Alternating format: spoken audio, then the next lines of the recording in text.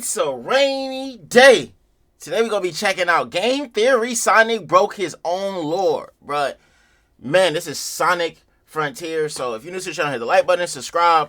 I love these game theories. I'm going to keep doing these every single time the game theory drops. But, hey, let's go. Let's get in it. Hit the like button, and please make sure you guys subscribe to the channel. Let's be honest, Sonic the Hedgehog wasn't originally designed with in-depth storytelling in mind. Mainly, you're just running, jumping, and... Oh, that's the best one, bro. When he on the But over the years, as Sonic Francisco entered the 3D space, that had to change. Our favorite blue blur needed a story, and the results have been mixed, to say the least. Some kept it light, others went deep. Enter Sonic Frontiers, the new open-world adventure that went all in with a heapin' scoop of lore. They even hired the former chief writer for the Archie comics to help make it good. And what we got the OG was back. confusing at best and potentially canon-breaking at worst. I'm finding multiple connections between the Ancients and the Chaos Emeralds. It's almost like they share the same origin. So today, we're gonna set the record straight. Does Sonic Frontiers shatter the Sonic canon, or is this game going far deeper than we realize? Oh shoot, guys.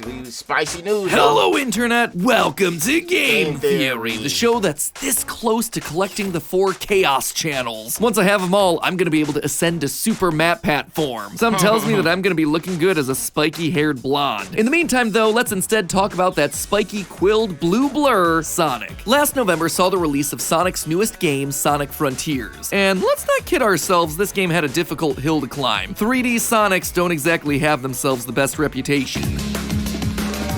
That Sonic look overdue, bro. Like, he's literally just walking. It also didn't help that when the initial gameplay teaser dropped, the whole thing looked empty and lifeless. So much so that Sega had to come out and tell gamers that you just don't get it, man. But then the game came out and it was still largely empty and lifeless. Basically, Sonic Team saw Breath of the Wild and went, let's do that, but with grind rails. Hey, we said this game was open world. We didn't say that there was stuff to do in it. All joking aside, though, I think the game's pretty solid. Sure, it's random in places, it feels unpolished in chunks of it, and that pinball game is unforgivable. But it is the most solid 3D Sonic has been in a long time. That said, one area where this new game wasn't lacking was the lore. Now, 3D Sonic's tried to write stories in the past. Sometimes it works. Okay then, let's get ready to do this. Show that creep the real superpower of teamwork. And sometimes it's uber OG cringe. Sonic, bro. Shadow the Hedgehog, the ultimate life form born to protect and serve the Dark Lord, Black Doom. Go Why he gotta describe himself like that, man?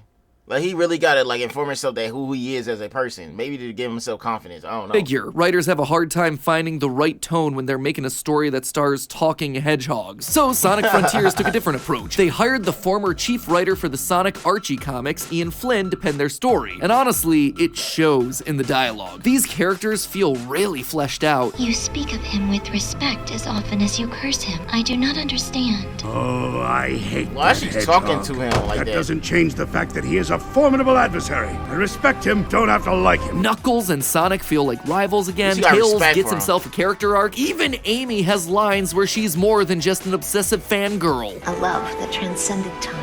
I believe in that power. When this is over, I want to share that love with the world, even though it may take us far apart. So it What? seems like this whole thing should be a slam dunk, right? Well, not quite. You see, this game goes well out of its way to prove that all the Sonic games are connected. We have moments that They're all reference Sonic connected. Forces, Okay. It's like how I couldn't handle it after Infinite attacked. lines that Tails. talk about Sonic Adventure 2, But together you stopped the Ark, overcame Neo Metal. even references to more obscure titles like Sonic Riders.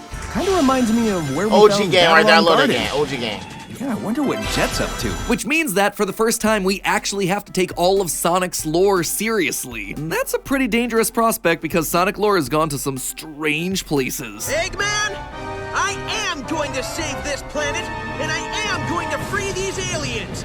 No. Free these aliens is insane. If it's aliens out there, bro, then you tripping, Sonic, bro. I was with you the whole time, but when you start saying free different species, bro, I'm not with that, Sonic.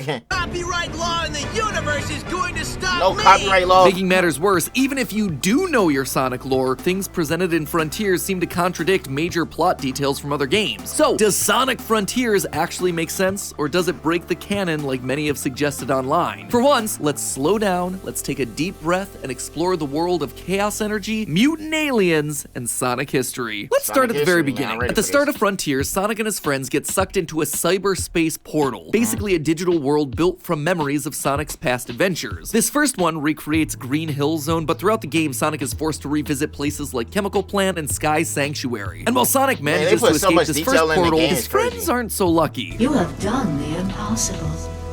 You have escaped cyberspace. Her voice is so creepy, your bro. Own power. You are the key. You are the key. Find the Chaos Emeralds. Destroy the Titans. Tear down the walls between dimensions. Don't you think if she could talk like that in that type of tone, don't you think she already can do it herself? Why she gotta send this man to do it? Yes, a multiverse story. These are always super clear. They never go wrong in any way. Making matters worse, huge parts of the lore are hidden behind Eggman memos. Memos that you can only get when you, fish with Big the Cat. Oh, hey Sonic. You come here to fish too? I was looking for fishing spots and wound up here. So now I'm fishing. Why? Why would you make slow fishing a thing in a fast Sonic game? That's what I'm saying. Crazy? Why That do is all crazy. games feel the need to shoehorn in fishing, but especially a Sonic game? I'm sorry, that's my rant at, what time is it? 12:25 in the middle of the night. And this is my rant, okay? This is it. Whew, excuse me. I did not realize that I had such deep feelings about fishing in video games. Anyway, back to the theory. Look, L-ad, bro. L-ad, man. Everybody put L-ad in the comments, bro. It's L-ad. And even when you do get those memos, they don't actually explain everything, especially if you aren't familiar with the deep wells of Sonic lore. It's kind of ironic when you consider what Eggman says in one of the memos. I enjoy a good mystery, but not when the answers are more mysteries. Anyway, as Sonic traverses cyberspace to free his friends, he becomes more and more corrupted by the cyber energy. Because of that, he starts to see weird visions of the past. It's through these visions that we start to learn about the Ancients, a race of aliens whose home planet was destroyed by the evil entity called the End. As the story goes, as their planet was being destroyed, these Ancients were drawn to Earth by the power of the Chaos Emerald. So you telling me, bro, since y'all planning to destroy, I want to come to Earth and trying to go towards this Emerald.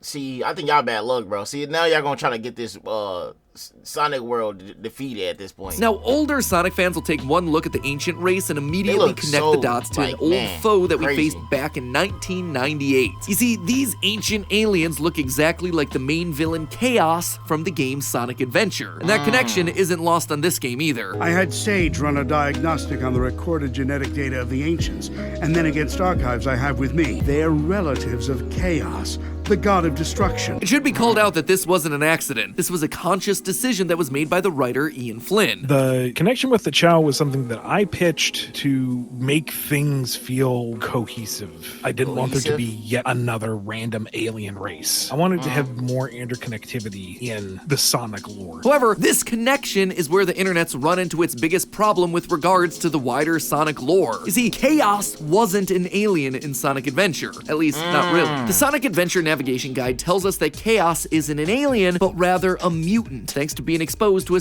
So this man is a mutant, bro. Like, at this point, he's not an alien. What other news that we gonna find out now, bro? special kind of radiation. He was originally one of these adorable guys, a Chow. So apparently one of these cute fairy how did he things form into mutated that to become a then? water monster, but that then doesn't make any sense for what we see in Sonic Frontiers. The Ancients, as we see them in that game, were always water monsters. I mean, they have children that look like water monsters and everything. So if Chaos and the Ancients are indeed one and the same, is it possible for him to still have been a mutant Chow? This is the primary issue that I've seen debated online, and how this new game seemingly breaks the established lore. Honestly, the immediate response that I would have is just to say that the old lore got retconned, but we know for a fact that that isn't the case. Ian Flynn came out and confirmed that the original lore is still valid. He's still a mutated Chow. The mutation is he looks like their ancestors. The mutation is a rollback to the previous thing. He looked like his ancestor, bro. It's just a rollback. Okay, that makes more sense, though. Still a mutant Chow. That hasn't changed. So, while that's certainly helpful for clarifying canonicity, it offers us no help in figuring out how these two things can both be canon. Fortunately, Eggman provides us with a bit more information. In that same memo where Eggman confirms the connection between Chaos and the Ancients, he also says this. After countless years, their DNA corroded to the point they were completely transformed into a new species. Okay, that makes sense, though. Like, they DNA and stuff made them into a different new species. It's like when two animals make a baby or something, they turn to something different, you know? It could be a cat and a dog make a baby, and then it's something really different, bro. Kind of radiation affected them for eons, Radiation? making them unrecognizable. Now, doesn't that sound familiar? Radiation transforming bodies. It's just like what the Sonic Adventure navigation guide said happened to Chaos, just Uno reversed. Instead of cute little Chow transforming into water monsters, the water monsters have been transformed into Chow. But what radiation would be able to do this? Yeah, well, that caused one's that? easy. Chaos was originally said to have mutated because of radiation from the Master Emerald, the giant green jewel that lives at the center of Angel Island. That makes sense, though. That's why they got it. So it's basically a child and an alien, basically, if you think about it, because the aliens wanted to come to Earth because Earth was destroyed, and that's what drew them to the Earth was their android, and that formed into the radiation of that android in that child. This thing is basically a Deus Ex Machina in the Sonic world. It keeps Angel Island floating, it's a prison for Chaos, it can stop the Chaos Emeralds, but it also powers them up. Whatever is needed to make the story happen, the Master Emerald can deliver. And you don't have to take my word for it either. Here's Knuckles from the obscure series Tales Tube uploaded onto the official Sonic YouTube channel. The Master Emerald, a jewel of immeasurable power, and the only force in the universe. I didn't realize it was that actually big like that. Chaos Emeralds. Neutralize the other emeralds, huh? Interesting. You see, in the Sonic the Hedgehog 3 instruction manual, we're told the energy that the Master Emerald emits is identical to that of the Chaos Emeralds, just much, much stronger. This energy is known, unsurprisingly, as Chaos Energy or Chaos Radiation if you're feeling spicy. But it turns out the Master Emerald isn't the only one with mutation powers. Chaos Emeralds also emit enough Chaos Radiation to mutate creatures. In the Archie comics, the energy emitted by the Chaos Emeralds actually turns someone into a watery monster just like Chaos. Now, admittedly, the Archie comics aren't considered canon, however, Ian Flynn did used to be the creative writer for them, so it's not surprising that he might have wanted to borrow some ideas from the things that he himself had worked on in the past. The Ancients even take the Chaos Emeralds directly to the Master as a last-ditch effort to protect them.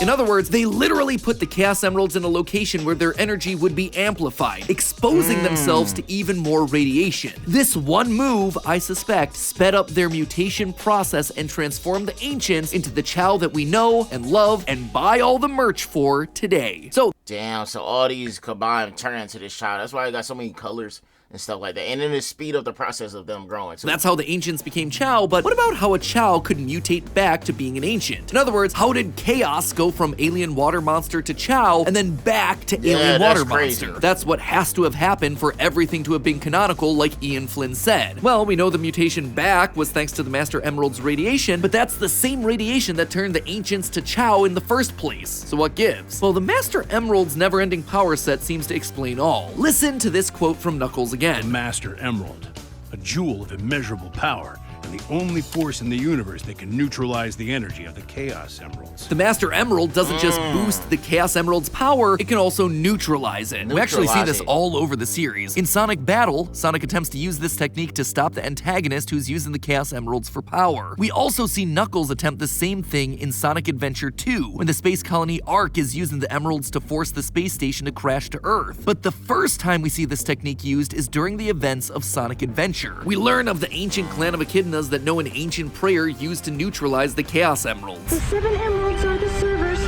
Chaos is power enriched by the hearts the controller serves to unify the chaos. If the Ancients were originally mutated into Chow through their exposure to the emeralds, then when the Chaos energy was neutralized, the effects would presumably be reversed, allowing a Chow within the vicinity of the Master Emerald to lose its Chow-like form and return to its original state. This is why Chaos is so protective of the emeralds during Sonic Adventure's flashbacks. He wasn't just a guardian of the emeralds because they were too powerful, his race literally brought them to this planet. They were to be used as— He gotta protect it, man. It's just something that gave birth to him in his, if you think about it, so that's why he's gonna protect it. And then you seem like, what is this thing he's pointing towards, bro? Oh, this is brain. As a force for good. Chaos just couldn't risk the power getting into the hands of someone who could abuse it, like the Echidnas, like Eggman, and like Sonic. So there you have it, the broken lore of Sonic Frontiers is officially unbroken. I would dare say that it makes perfect sense, provided you are a deep lore expert on the comings and goings of gemology in a fictional landscape by aliens. Regardless, I'm excited for this new phase of Sonic lore. Hopefully Ian Flynn gets invited back to write more of these games. He clearly cares a lot about this franchise and its lore, something I very much much respect. Feels so much better when a franchise as big as this finally starts to have some cohesion in its narrative. And now that we know that the Chaos Emeralds have the power to mutate aliens, who knows what's up ahead for Sonic? Maybe all the over-reliance on Super Sonic to defeat Eggman over the years will start to have a negative effect on him physically. Maybe he'll start to mutate as well. Maybe not into Werehog, but you know. I mean, the game did give Tails a story arc about not relying on Sonic for everything. Could they be setting up the next one where Tails is the main character and has to save Sonic? Or, you know, maybe they'll just throw away all the fictional sci-fi stuff and just start using some real-world physics. Finally, we'll get someone to question if Sonic truly is the fastest thing alive. But hey, that's just a theory. A game theory. Thanks for watching.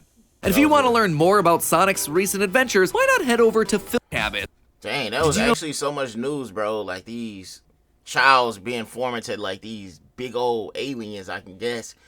But hey, like you said though, bro, that'd be lit though if Tails saved Sonic in one of these games though. That would be actually make the game basically on Tails. I don't know why they didn't make the game just basically on Tails before. They should do something like that. But if you enjoyed this video, hit the like button. Please subscribe. I love you guys. And let's get to 1,000 subscribers if you're watching. We almost there. We only need 1,000. Let's get it before the end of the month. Let's go.